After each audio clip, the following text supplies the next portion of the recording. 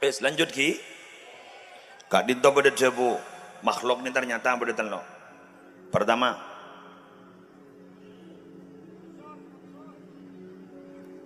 rili paling ni. Rili ke masjid lagi. Kenapa kayak ngadan lah? Setengah telok. Tadi tu dia. Ah ya, iya deh iya weh. Bada makhluk kak dintong rukibat min aklin bila syahwat.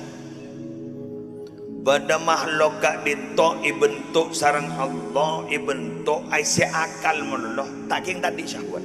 Saya ni malaikat. Senomor dua bada makhluk serukibat min syahwatin bila aklin. Jadi rukibah min syahwatin bila aklin.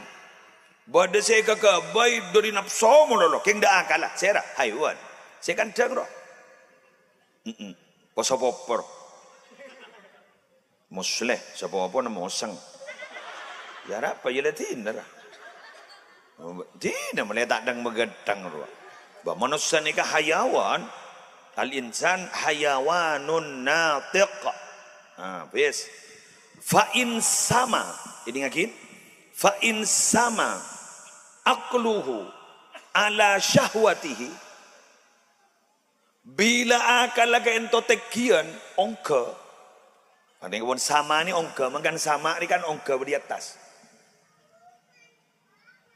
jadi a'la samai sama Muhammad kan sini kan Jibrilu qala lahu taqaddam a'la samai ke langit paling kita kian sama ongka Muhammad pasal Nabi Muhammad Jibrilu qala lahu taqaddam malaikat Jibril bahadabu ngereng ajunan maju sekarang itu ngereng ajunan maju abdi tak bisa tak mampu dah teti fa in sama bila gak dinto ongke tengki akluhu pun apa akal lah ala syahwatihi atas syahwat maka kain tu iba masuk khairul bariyah fahuwa khairul bariyah paling bagusnya manusia wa in samat bila tengki syahwatuhu pun apa syahwat tengkian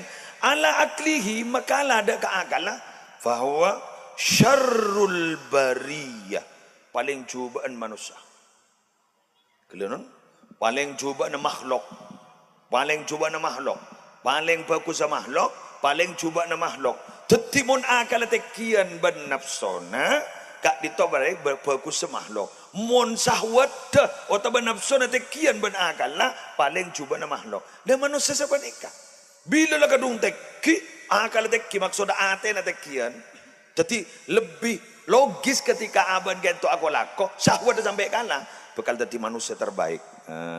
Semoga kita begitu. Amin. Amin ya rabbal alamin.